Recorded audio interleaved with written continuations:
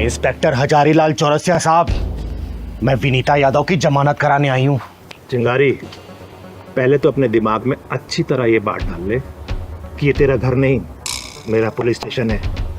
और यहाँ तेज आवाज में बात करने का मतलब मैं तुझे भी हवालात में डाल सकता हूँ। और हाँ, तेरी जानकारी के लिए बता दूँ, ये इंस्पेक्टर हजारीलाल चौरसिया थोड़ा दिमाग से हिला हुआ है। अगर विनीता यादव को हवालात से बाहर नहीं किया गया ना, तो जो थोड़ा सा हिला हुआ है ना, पूरा हिला के रख दूंगी मैं। अरे विनीता ने ऐसा कौन सा जुर्म किया है जो तूने उसको हवालात में बंद कर रखा है?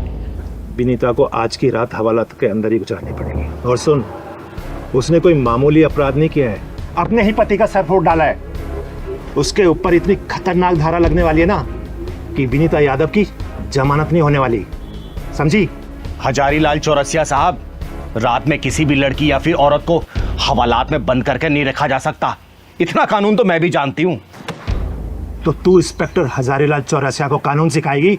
सिखा नहीं रही हूँ, याद दिला रही हूँ जो तुम भूल गए हो। चिंगारी, तूने उस आदमी की हालत नहीं देखी। तुझे पता है इस औरत ने उसे कितनी बेरहमी से मारा है? वो तो उसकी किस्मत अच्छी है कि इस डॉक्टर ने उसे बचा लिया, नहीं तो मर जाता वो। इसने पूरी प्लानिंग कर ली थी उसे मारने की। मांग में चुटकी भर सिंदूर भरवाने की इतनी बड़ी सजा भुगत रही थी, समझे? और वो नीचता की सारी हदें पार कर रहा था। अच्छा चिंगारी, तुम्हें बताओ कि कौन कौन सी हदें पार कर दी थी विनीता के पति ने? इसके प्राइवेट पार्ट में बियर और शराब डालता था वो कमीना, सिगरेट से इसके नाजुक अंगों को जलाता था और प्राकृतिक मैथुन करवाता था इसे। और जब ये मना करती थी ना, बेल्ट और डंडों से मारता था ये। एक रात की तो बात है, अपने दो दोस्तों को लेके आए वो और बोला तुझे खुश करना उन दोनों को। बता, एक बात बता हजारीलाल, ऐसे में कौन सी औरत अपने पति की पूजा करेगी? इसीलिए इसने इसका सर फोड़ा। और कोई दूसरी औरत होती ना तो गला काट देती उसका, समझा? चिंगारी, जो बातें तुम मुझे बता रही हो ना, वो मुझे विनीता भी बता सकती थी ना, लेकिन इसने तो कोई जुबान नहीं खोली। वो जिंदा तो दिख रही है इंस्पेक्टर साहब, लेकिन अंदर से मर चुकी है बेचारी। उसकी आत्मा मर चुकी है, उसकी चेतना मर चुकी है। अरे शादी के सिर्फ 2 ही साल हुए थे उसके, और 2 साल में क्या क्या बर्दाश्त नहीं किया इसने। जब ऐसी बात थी तो इसने थाने में आके कंप्लेंट क्यों नहीं लिखवाई? अपने माँ बाप को क्यों नहीं बताया कि मेरे साथ ये हो रहा है, मेरा पति मुझे तंग कर रहा है, मार रहा है, पीट रहा है? तुमको ही क्यों बताया? हजारीलाल जी, औरत के दिल में अगर कोई बात घर कर जाती है ना, तो शर्म बेशर्मी का जहर औरत की जिंदगी को खोखला कर देता है। और जो बात इसको अपनी सहेली और भाभी को बतानी चाहिए ना, इसने अपने बाप को बताई थी। और पता है बाप ने क्या बोला? कि बेटा, लड़का कैसा भी हो, तुझे जिंदगी उसी के साथ काटनी है। लड़का है, छोटी मोटी गलतियां कर ही सकता है। और रही बात पुलिस कंप्लेंट ना करने की ना, तो ये जो चिटकुटी चैनल है जो सेकंड हैंड मोबाइल ले गलियों गलियों में घूम रहे हैं, 2-4 हजार व्यूज के लिए किसी को बदनाम के लिए तैयार रहते हैं। और मैंने इसको कितनी बार बोला है कि तू बता तो उस कुत्ते को मैं 1 मिनट में सीधा कर दूंगी, लेकिन हर बार इसने हाथ जोड़ के बोला कि दीदी, जो चीजें पर्दा में है ना, कल अगर समाज के बीच में आई तो मैं आत्महत्या कर लूंगी। और आज इसका सब्र का बांध टूट गया और इसने उसका सिर फोड़ डाला, समझे?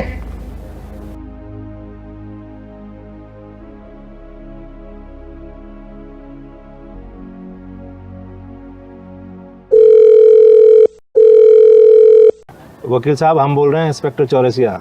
अरे चौरसिया साहब, आपने अपने परम शत्रु वकील को कैसे याद कर लिया आज?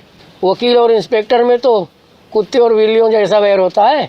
बताइए कैसे याद किया आपने? वकील साहब, मेरी नज़र में आपसे ज़्यादा ईमानदार कोई वकील नहीं है, इसलिए मैंने आपको याद किया। इस जर्रा नवाजी के लिए शुक्रिया हजारीलाल जी। वकील साहब, मैं आपको एक केस दे रहा हूँ, क्योंकि मैं जानता हूँ कि आप कोई भी केस नहीं हारते।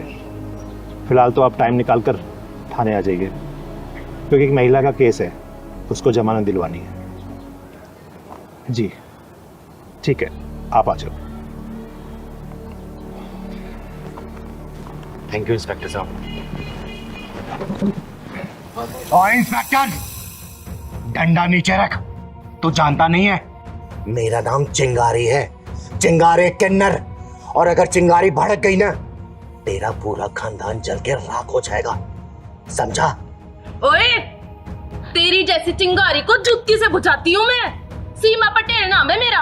ए चिंगारी, जब जेल में तेरा तेल निकाला जाएगा ना, जब तुझे पता चलेगा। शायद तुझे सिद्धांत कश्यप के सिद्धांतों के बारे में नहीं पता।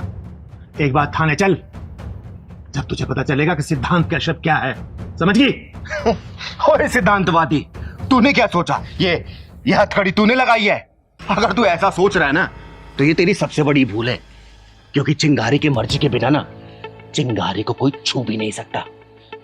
बड़ा घमंड है तुझे अपने ऊपर। सीमा पटेल नाम है मेरा। तेरी जैसियों की नोक में नकेल डालना अच्छी तरह से जानती हूँ मैं। किस जुर्म में मुझे गिरफ्तार किया जा रहा है? अब आए ना असली मुद्दे पर। और सुन, मैंने तेरे सारे गुनाहों की लिस्ट बनाकर ना अपने थाने में चिपका रखी है।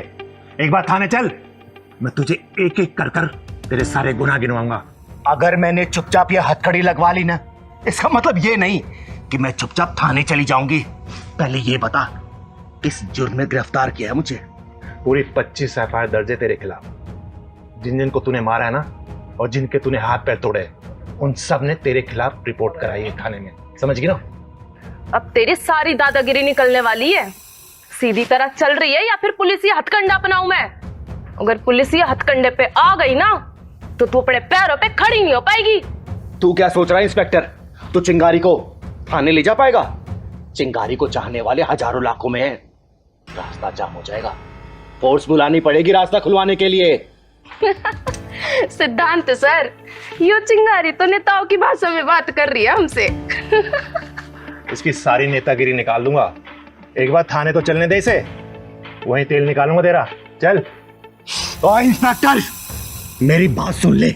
उसके बाद तू जहां बोलेगा ना, वहां ये चिंगारी जाएगी। और मैंने उन हरामियों के हाथ पांव क्यों तोड़े हैं ना, अगर तेरी बहन, बेटी या फिर बीबी को कोई हरामजादा छेड़े या फिर उसके साथ मनमानी करे तो तू क्या करेगा? बोल, क्या करेगा? उसके हाथ पांव तोड़ेगा या फिर पूजा की थाली लेके आरती उतारेगा उसकी कि भाई तूने बहुत अच्छा काम किया है इसलिए मैं तेरी आरती उतार रहा हूं? बोल, मारेगा या फिर आरती उतारेगा? कानून किस लिए बना है? कानून से सजा दिलवाऊंगा उसको। वाह वाह इंस्पेक्टर, कानून और कानून के रखवाले। जहां पे वारदात होती है ना, वहां ना तो कानून होता है और ना ही कोई कानून का डर और ना ही कोई कानून का रखवाला। वहां पे होती है डरी हुई, सहमी हुई, घबराई हुई लड़की और हवस से भरे सुअर आराम के पिल्ले। उन लोगों को सजा दिलाने के बजाय मैं उन लोगों को यह बोलती कि भैया रुक जाओ, मैं पुलिस स्टेशन जाके पुलिस बुला के लाती हूँ, तब तक मेरा इंतजार करो। नहीं, चिंगारी नाम है मेरा, चिंगारे किन्नर। वही चीर फाड़ के फैसला कर देती हूँ, इंतजार नहीं करती मैं किसी का, समझे? शायद तुझे कानून की ताकत का अंदाजा नहीं है चिंगारी।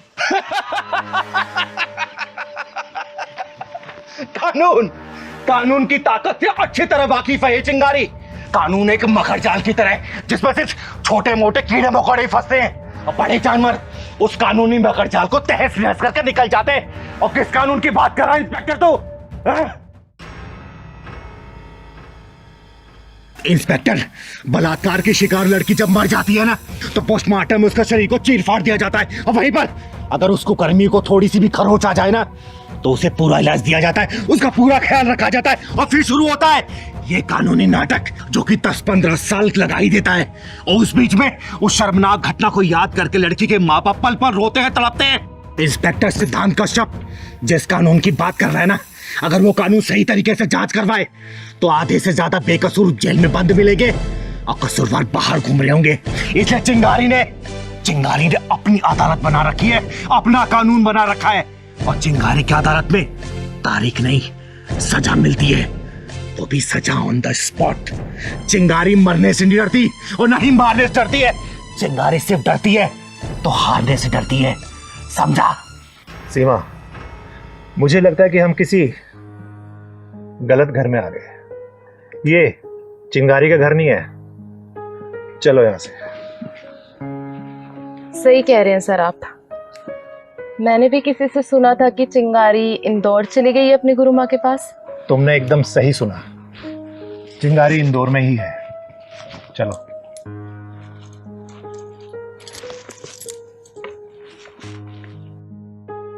दीदी कहाँ चल रहे हैं? यार उस बच्ची को हॉस्पिटल देखने जा रहे हैं ना। अच्छा ठीक है। सारा सामान रख दिया ना? हाँ सारा सामान रख दिया और गाड़ी में अब कुछ रखने की जगह भी नहीं है। और दवाइयाँ रख ली हैं? हाँ। दीदी स्कूटी को रोक दिया। पहलवान, वो देख, लगता है ये दोनों अपने माँ बाप को वृद्धाश्रम छोड़ने जा रहे हैं। अरे दीदी कहीं घूमने जा रहे होंगे, कहीं दर्शन करने जा रहे होंगे। बेटा, घूमने जाने वाले ना ऐसे रोते नहीं है। वो देख, उसकी माँ कैसे रो रही है। अरे राधिका, अब रोना धोना छोड़ो, जो भी हमारे साथ होगा देखा जाएगा। मेरा मन नहीं कह रहा है जी, ये जो कुछ भी हो रहा है ये ठीक हो रहा है क्या? अरे सब ठीक हो रहा है, मैं हूं ना, चिंता काहे को करती हो?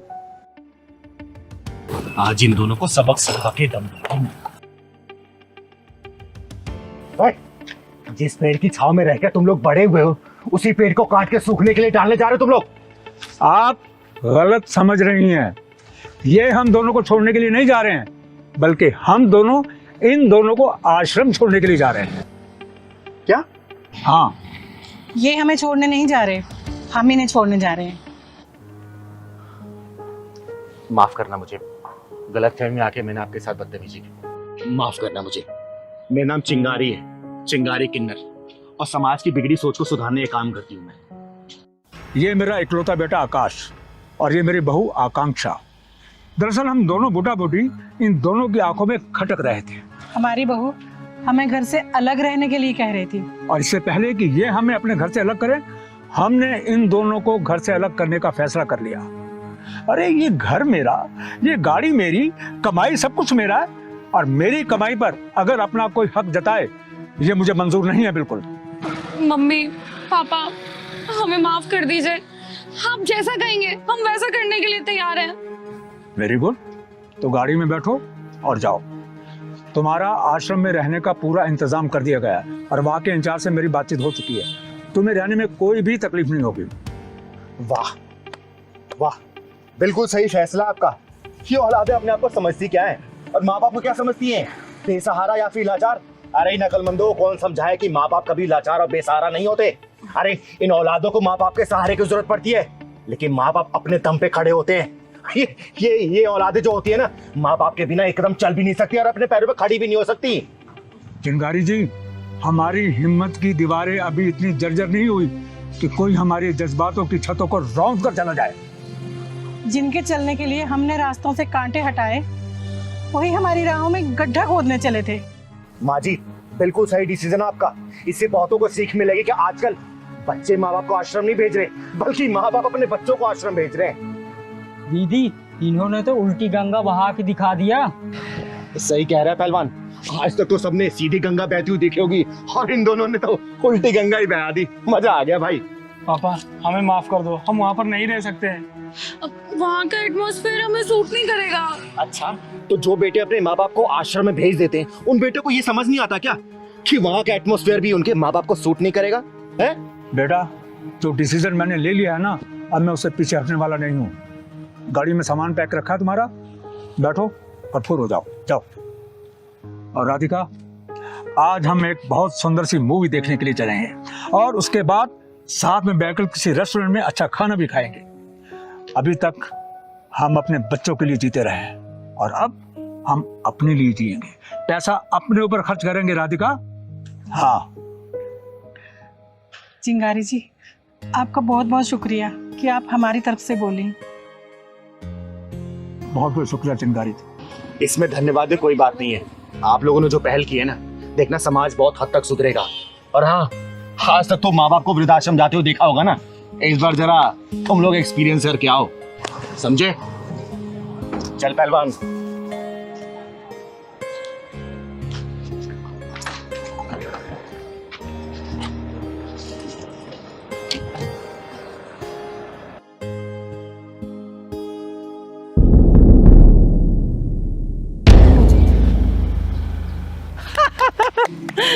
सबको मार डालूंगी, किसी को जिंदा नहीं छोड़ूंगी। सबको मार डालूंगी मैं, कोई जिंदा नहीं बचेगा। हाँ सबको मार दूंगी मैं, किसी को भी नहीं छोड़ूंगी।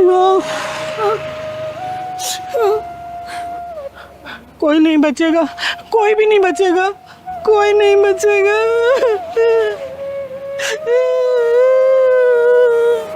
दीदी आप चलो यहाँ से, ये औरत मुझे पागल लग रही है, कहीं हमारे पत्थर न मार दे। नहीं साक्षी बेटा, ये औरत पागल कम घायल ज्यादा लग रही है। इसके गम के समंदर की गहराई में उतर के देखने की कोशिश करते हैं कि कितना गम भरा है इसके अंदर। चल तो। दीदी आप ना हर किसी की गहराई नापने लग जाती हो। अभी तो हमें डंडा पड़ा है, अब लग रहा है पत्थर खाने का भी इरादा है। हाँ ना बेटा, देख कितनी दुखी लग रही है। हाँ, आपको ना राह चलते बसोड़ी में टंग अड़ाने की आदत सी पड़ गई है। खैर, आप किसी की बात मानती कहाँ हो जो मेरी मानोगी। अब चलो। मेरे पास मत आना, मैं कह रही हूँ मेरे पास मत आना। मैं तुम्हारा मैं सर फोड़ दूंगी, मार डालूंगी। जाओ जाओ। अम्मा, मैं आपके बच्चे जैसी हूँ ना। खबरदार, मुझे अगर दोबारा माँ बोला तो आंखें नोच लूंगी मैं तेरी। बड़ा है माँ बोलने वाला। दीदी ये तो बड़ी खूंखार लग रही है, आप चलो यहाँ से, चलो। नहीं साक्षी बेटा, इनको मैं ऐसी हालत में छोड़कर कहीं भी नहीं जा सकती। अम्मा, आपको भूख या फिर प्यास लगी है क्या? दूर हट, मुझे कुछ नहीं खाना, कुछ नहीं पीना मुझे। तू है कौन? क्या नाम है तेरा? अम्मा, मेरा नाम चिंगारी है, चिंगारी किन्नर। और आपका नाम क्या है? मेरा नाम हाँ, याद आ गया। मेरा नाम राधा था और मेरे दो बेटे थे, दो बहुएं भी थी और छोटे पोता पोती भी थे और एक मेरी जवान बेटी भी थी। मार डाला मेरे सारे परिवार को, मेरी आंखों के सामने मार डाला। कोई नहीं बचा, मार डाला सबको। अम्मा, आप कहाँ से आई हैं? रहती कहाँ हैं आप? मैं कौन हूँ? मैं कहाँ से आई हूँ? हाँ, याद आ गया। वो पड़ोसी देश है ना, मैं वहाँ की रहने वाली थी। घर के आगे मंदिर बनवाना भारी पड़ गया। मेरे बच्चों को मेरे सामने मार डाला, काट डाला मेरे बच्चों को। मेरी जवान बेटी की इज्जत मेरी आंखों के सामने लूट ली। मैं चीखती रही, चिल्लाती रही, उनको बिल्कुल भी तरस नहीं आया। सब खत्म हो गया, सब बर्बाद हो गया, मेरा कुछ नहीं बचा। साक्षी बेटा, इनके जैसे ना जाने कितने लोग सीने में दर्द छुपाए हुए तर भटक रहे होंगे पागलों की तरह। अरे कहाँ गया ईश्वर, कहाँ गया अल्लाह? पड़ोसी देश में मेरे जैसे ना जाने कितने लोग मार दिए गए, काट दिए गए। अम्मा, यहाँ आप कहाँ रह रही हैं? अरे मैं तुम्हें कब से ढूंढ रहा हूँ, तुम यहाँ खड़ी हो। अरे क्या कर रही हो यहाँ तुम? चल मेरे साथ। अरे मैं कब से ढूंढ रहा हूँ तुझे। आप कौन है साहब? ये मैं मेंटल हॉस्पिटल का कर्मचारी हूँ। ये भागकर यहाँ आ गई है, मैं इसे लेने के लिए आया हूँ। बहुत दुखियारी है बेचारी। नहीं, मैं कहीं नहीं जाऊंगी, मैं वहाँ नहीं रहूंगी। अरे चल ना। मैं अपने बच्चों के साथ रहना चाहती हूँ, मैं नहीं जाऊंगी। साहब, अब ये कहीं नहीं जाएंगी, ये मेरे साथ रहेंगी। अब आपके साथ? हाँ जी। लेकिन आप इन्हें ऐसे साथ नहीं ले जा सकते, इनका नाम हमारे मेंटल हॉस्पिटल में रजिस्टर्ड है। अगर आप इन्हें ले जाना चाहते हैं तो हॉस्पिटल चल के आपको कुछ पेपर्स कार्रवाई पूरी करनी पड़ेगी, तब आप ले जा सकते हैं। ठीक है, मैं हॉस्पिटल चल के कागजी कार्रवाई पूरी कर देती हूँ। और अम्मा, आज से आप मेरे साथ रहेंगी। हाँ, मैं पागल खाने में नहीं रहूंगी, मैं अपने बच्चों के साथ रहूंगी। आइए चलिए, मैं कागजी कार्रवाई पूरी कर देती हूँ। आप बेटा। मेरे बेटे को क्यों मारा? क्यों गलती की उसकी? क्या किया तो उसने? बोल मेरे को, उस मासूम ने क्या किया था? ये बूढ़ी माँ का बेटा छीन लिया तूने। क्यों मारा तुम मेरे बेटे को? क्यों मारा? बोल क्यों मारा? बोल, मैं तेरी जान ले लूंगी। बोल, क्यों मारा मेरे बेटे को? क्या गलती? माँ, दीदी, मैं अपनी माँ की तरफ से माफी मांगता हूँ। दीदी, देखिए भैया, मुझे समझ नहीं आ रहा कि इन्होंने मुझे इतना क्यों मारा और इतना बड़ा इल्जाम क्यों लगा रही है मेरे ऊपर। दीदी, मैं सब कुछ समझाता हूँ आपको। दरअसल मेरा नाम जय है और ये मेरी माँ है। माँ प्लीज, मैं बात कर रहा हूँ ना। इनकी मानसिक हालत बिल्कुल ठीक नहीं है। किसी को भी देखकर मारने लगती है और बोलती है कि तुमने मेरे बेटे को क्यों मारा। और माँ, आप शांत हो जाओ, बिल्कुल चुप। गुस्सा करूंगा फिर मैं। आपको बोला था ना माँ खड़ा रहने को। यहाँ क्या कर रही हैं आप? चुप रहिए, एकदम चुप। लेकिन भैया, कुछ तो हुआ होगा ना जो इनकी मानसिक हालत खराब हो गई है, जो किसी को पकड़ के मारे जा रही है ये। क्या हुआ था बताइए। वो दरअसल दीदी मेरा एक छोटा भाई था विजय, मुझसे 1 साल छोटा था।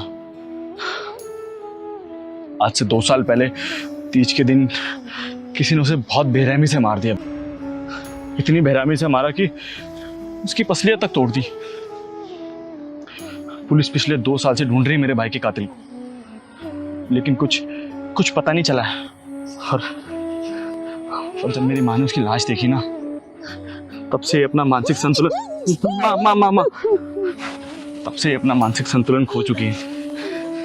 किसी को भी देखकर मारने लगती है और बोलती है कि तुमने मेरे बेटे को मारा है। क्या कहा भैया, कौन सा दिन था वो? तीज के त्योहार की रात थी दीदी। मेरी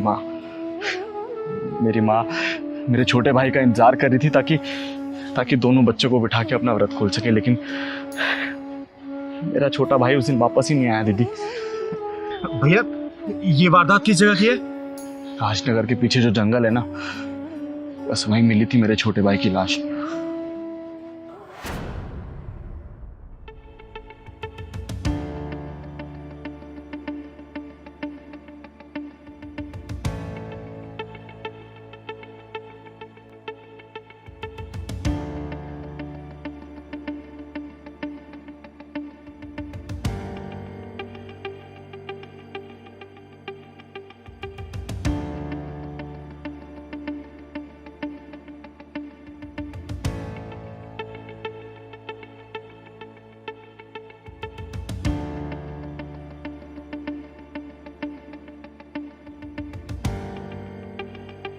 अरे कौन? बचाओ बचाओ बचाओ, छोड़ो मुझे, छोड़ो, चल सांस मत ये क्या लेके घूम रहे हो? क्या है? बचाओ मुझे कोई।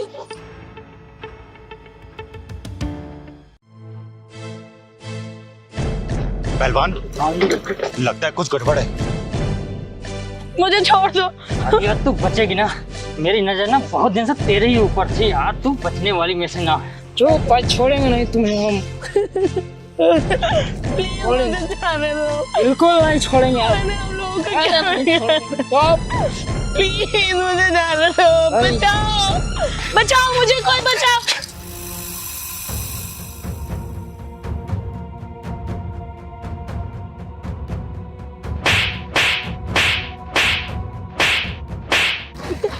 साले कमीने कुत्ते, आज उस माँ की कोख चूड़ी हो जाएगी। इस कोख से तो पैदा ही है, और ये चिंगारी का हाथ है। चिंगारी का हाथ है मतलब फांसी का फंदा।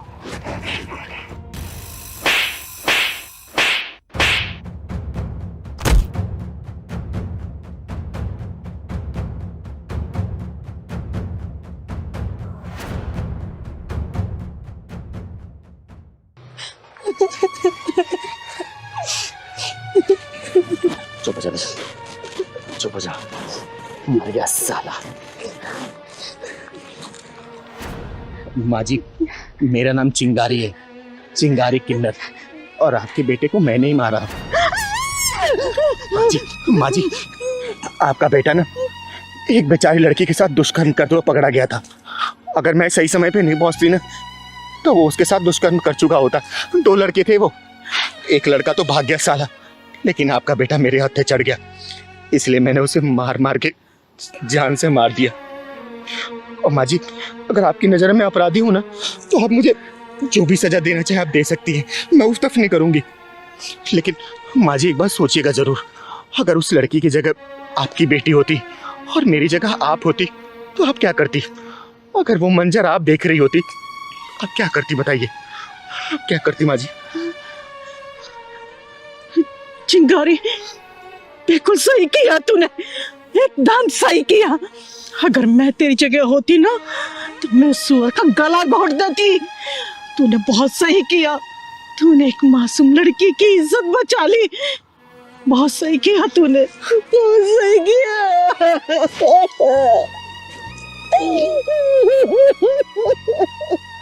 माँ जी, संभालिए अपने आप। देखिए, मैं आपकी गुनहगार तो जरूर हूँ, लेकिन मैंने किसी घर की इज्जत भी बचाई है, एक लड़की की लाज बचाई है मैंने। माँ जी,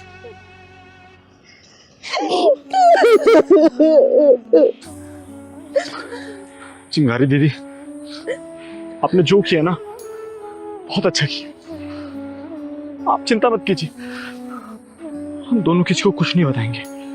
माँ, आपका एक ही बेटा है, एक ही बेटा है इनका बस।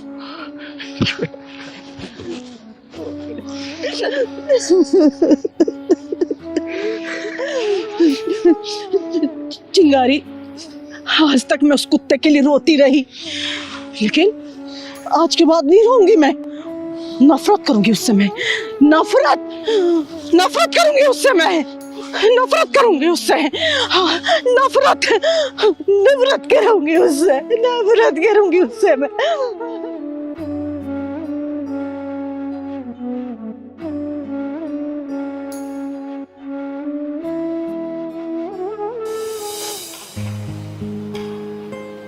ज्योति बेटा, मजा आ गया, खाना बहुत बढ़िया बनाया तुमने। थैंक यू दीदी। Thank you. ये खाना बनाया है, दाल में कितना नमक है, और ये चावल देख कैसे बनाए तूने। तुझे खाना बनाने नहीं आता? अरे मायके वालों ने कुछ सिखाया है या नहीं? अरे कम से कम तुझे खाना बनाना तो सिखा देते। अरे सुनीता जी, खाना तो अच्छा बनाया है इसने। अरे चिंगारी जी, आप एक मिनट रुकिए। तुझे मेहमान की इज्जत करनी नहीं आती है? ऐसा खाना खिलाते हैं मेहमान को? अरे माँ, चिंगारी दीदी सामने बैठी, क्या कर रही हो आप? रहने दो ना, क्यों सुना रही हो बेचारी को? बुरा लग रहा है उसे। तू चुप कर, जोरू का गुलाम कहीं का। मैं आप लोगों के लिए पानी लेकर आती हूँ।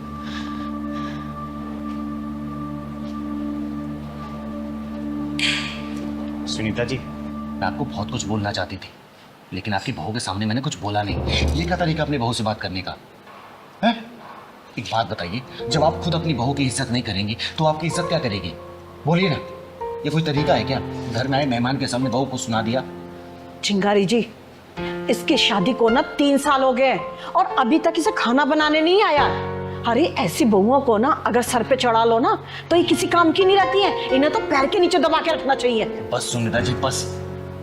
आप जैसी सास की जो मानसिकता होती है ना, वही घर में कलेश छटकाना बनती है। बहुओं को जब पैर की जूती समझेंगे तो सिर का ताज कहाँ से बन पाएंगे? बताइए ना। अरे बहुओं को तो प्यार से रखा जाता है, बेटी की तरह रखा जाता है, दिल में रखा जाता है, लेकिन आप सिर्फ जूती के नीचे रखेंगी तो आपको इज्जत नहीं देगी। 4 लोगों के बीच में आपकी इज्जत उतारेगी वो, समझे? इज्जत पाने के लिए ना सबसे पहले इज्जत देना पड़ता है। अरे ये तो उसकी शराफत थी जो उसने मेरे सामने आपको जवाब नहीं दिया। याद रखना, अगर आपकी ऐसी आदत रही ना तो 4 लोगों के बीच में आपकी इज्जत भी यही उतारेगी। फिर आप ढिंढोरा पीटते रहना तो मेरी बहू ऐसे आगे घर में कलेश कर दिया, घर को बांट दिया। देखिए सुनीता जी, इज्जत चाहिए ना तो सबसे पहले बड़ों को इज्जत देना पड़ता है, छोटों को, तभी छोटे बड़ों को इज्जत देते हैं। और एक बात बताइए, आपकी खुद की भी बेटी है ना जिसके अगले साल शादी है, अगर जाके वो ससुराल में इसी तरीके से करेगी तो आप क्या करेंगी?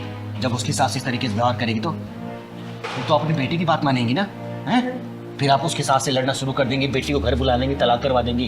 देखिए, लोग कहते हैं ना कि बहुएं घर तोड़ती है, बहुएं घर नहीं तोड़ती। सबसे पहले सास घर में कुछ ना कुछ ऐसी हरकतें करती है, तभी बहुएं मजबूर होकर जाकर उनका अपना भांडा फोड़ती है। देखिए सुनीता जी, जब इंसान रोज एक ही काम करता है ना तो कुछ ना कुछ चीज़ें ऊपर नीचे हो ही जाती हैं। कभी नमक ज़्यादा होगा, कभी तेल ज़्यादा हो गया।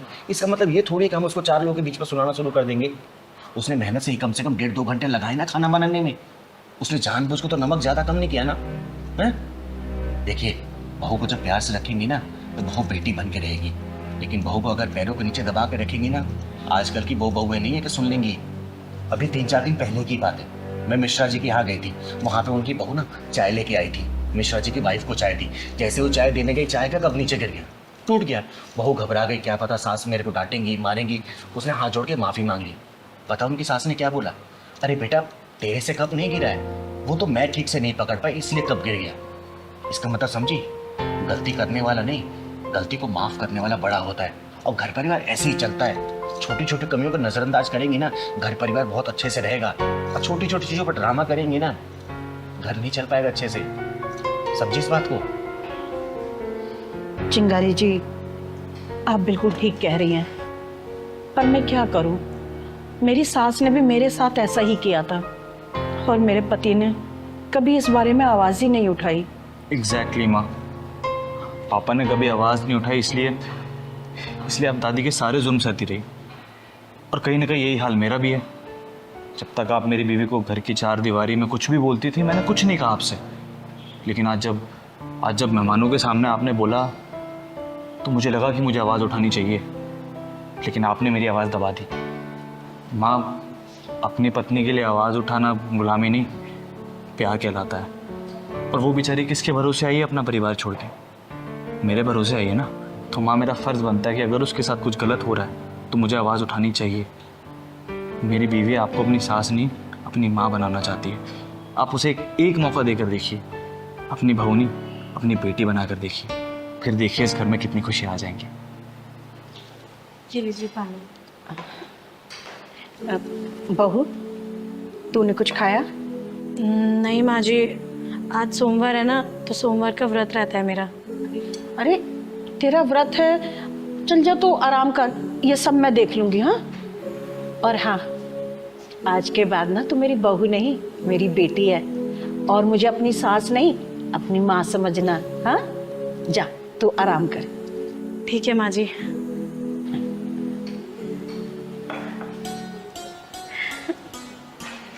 हाँ सुनीता जी, जब सास अपनी बहू को बेटी मानने लग जाएगी ना, तो देखिएगा हर बहुएं अपनी सास को मां मानना शुरू कर देंगी।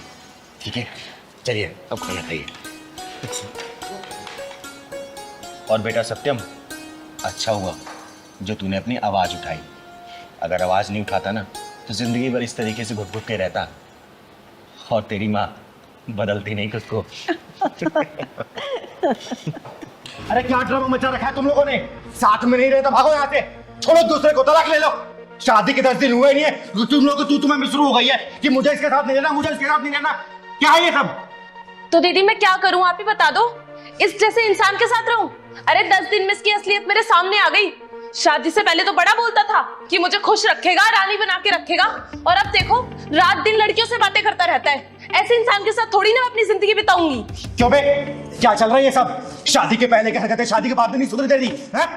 दीदी ये झूठ बोल रही है, मैं फोन में नहीं लगा रहता हूँ। अच्छा, मैं झूठ बोल रही हूँ? फिर कल रात को किस लड़की का कॉल आया था जो बोल रही थी कि जानू खाना खा लिया, टाइम से घर पहुंच गए?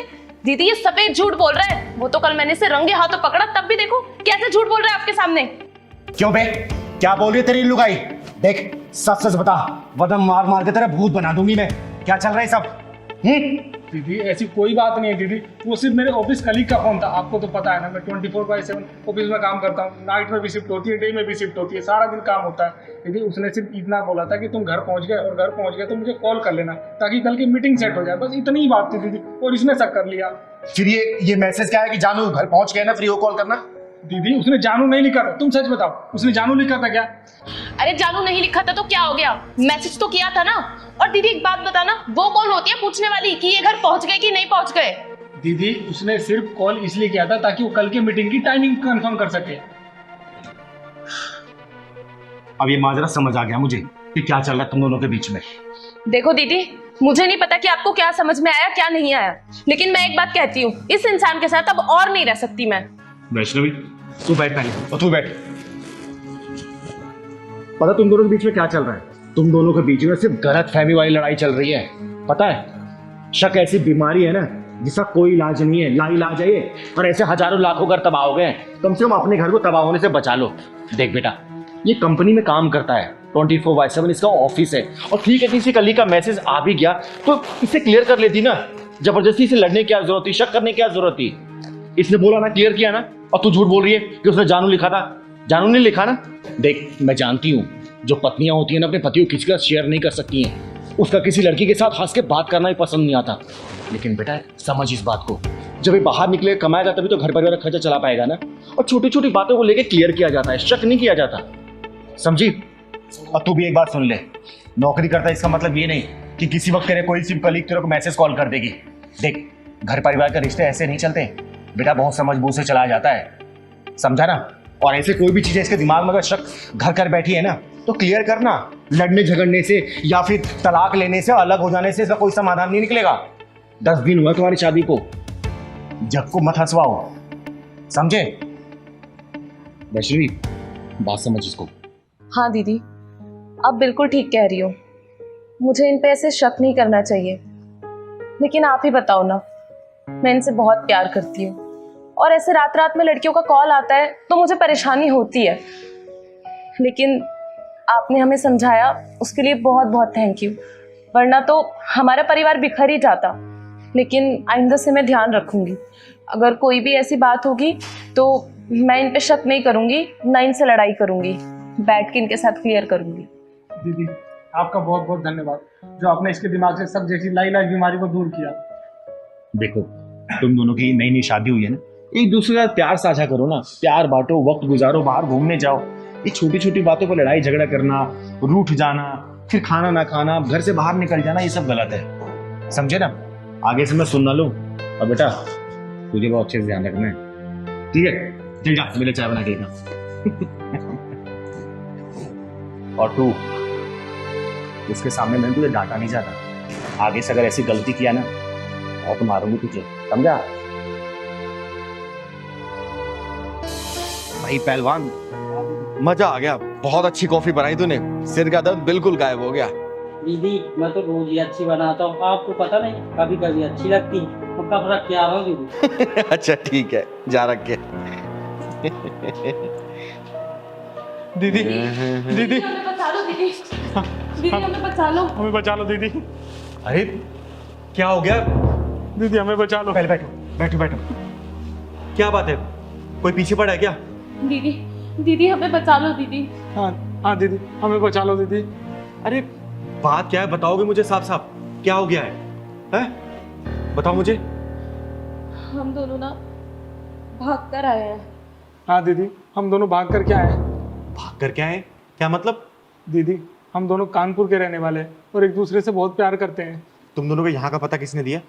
मेरे बारे में कैसे जानते हो तुम लोग? दीदी आपके बारे में कौन नहीं जानता, दीदी आप ही हम दोनों की आखिरी उम्मीद हो।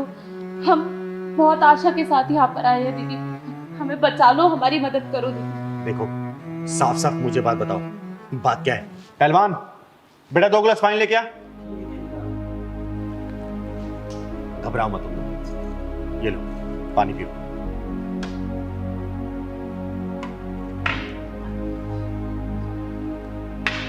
अब मुझे साफ साफ बताओ क्या बात है? दीदी हम दोनों कानपुर के रहने वाले हैं और एक दूसरे से बहुत प्यार करते हैं, लेकिन हमारे घर वाले हमारी शादी कराने के लिए राजी ही नहीं है। मेरे पापा किसी और से मेरी शादी कराना चाहते हैं। एक बात बताओ, तुम दोनों ने अपने घर वालों से बात की? बहुत बार की दीदी, बहुत बार बताया, लेकिन बीच में हमारी कास्ट आ जाती है। अब मैं ठहरी कलेक्टर की बेटी और ये छोटे से किसान का बेटा, मैं क्या करूं दीदी, मेरी कुछ समझ नहीं आ रहा। मैंने पापा को बहुत बार समझाने की कोशिश की कि पापा मैं इससे बहुत प्यार करती हूँ, इसके बिना नहीं रह सकती, लेकिन अगर पापा की मर्जी के खिलाफ जाके शादी की तो उनकी रेपुटेशन खराब हो जाएगी, इसलिए वो मेरे जबरदस्ती किसी और के साथ शादी कराना चाहते हैं। देखो तुम लोग घबराओ मत, अगर तुम दोनों एक दूसरे से सच्चा प्यार करते हो ना, तुम दोनों की शादी मैं करवाऊंगी, लेकिन उससे पहले ना घर वालों से बात करना बहुत जरूरी होगा मुझे, तुम्हारे घर वालों से भी और तुम्हारे घर वालों से भी। देखो तुम लोग चिंता मत करो, और समझ ही नहीं आता ये समाज वालों को हो क्या गया है, हर चीज में जात क्यों लेके आते हैं। एक बात बताओ, जब तुम पैदा हुई थी तो तुम्हारे माँ बाप ने पूछा था क्या नर्स से कि तुम्हारी जात क्या है? या फिर तुम्हारे पापा ने जो मिठाइयां बंटवाई थी उस हलवाई से पूछा था कि तुम्हारी जात क्या है? हैं? बताओ ना, नहीं पूछा था ना? तो फिर ये जब तुम अपना फैसला खुद लेना चाहती हो, बड़ी हो गई हो, बालिक हो, तो फिर इसमें जात कहां से आ गई? देखो बेटा तुम दोनों परेशान मत हो, तुम दोनों घर वालों से बात मैं करूंगी, अगर मुझे जरूरत पड़े ना मैं वहां पे चलूंगी भी, कानपुर मना लूंगी, लेकिन हमेशा एक बात याद रखना, सोच समझ के शादी करना, जिंदगी भर निभाना पड़ेगा, क्योंकि इसमें चिंगारी की इमेज की बात है, समझे? दीदी मैं भले एक छोटे से किसान का बेटा हूँ, लेकिन जितना कमाता हूँ अपनी मेहनत और लगन से कमाता हूँ, मैं उतने में इसको बहुत खुश रख सकता हूँ दीदी। भैया इतना मत घबराओ, आप दोनों सही हो ना तो चिंगारी दीदी सब सही कर देंगी। सही कह रहा है पहलवान तू, और तुम दोनों घबराने की बिल्कुल जरूरत नहीं है, तुम दोनों के घर वालों से मैं खुद बात करूंगी।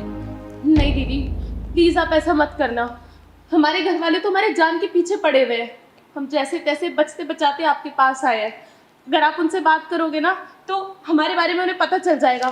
तुम दोनों डरो मत, तुम लोग चिंगारी की शरण में आए हो, और चिंगारी के शरण में आए हुए का बाल भी बाका नहीं कर सकता कोई, समझे? मैं अपने तरीके से बात करूंगा उन दोनों से, ठीक है? तुम लोग परेशान मत हो, शांत हो, रिलैक्स हो जाओ। पहलवान जा चाय लेके, मैं हूं ना, सब कुछ मैं संभाल लूंगी, और तुम दोनों की शादी भी मैं ही करवाऊंगी। समझे?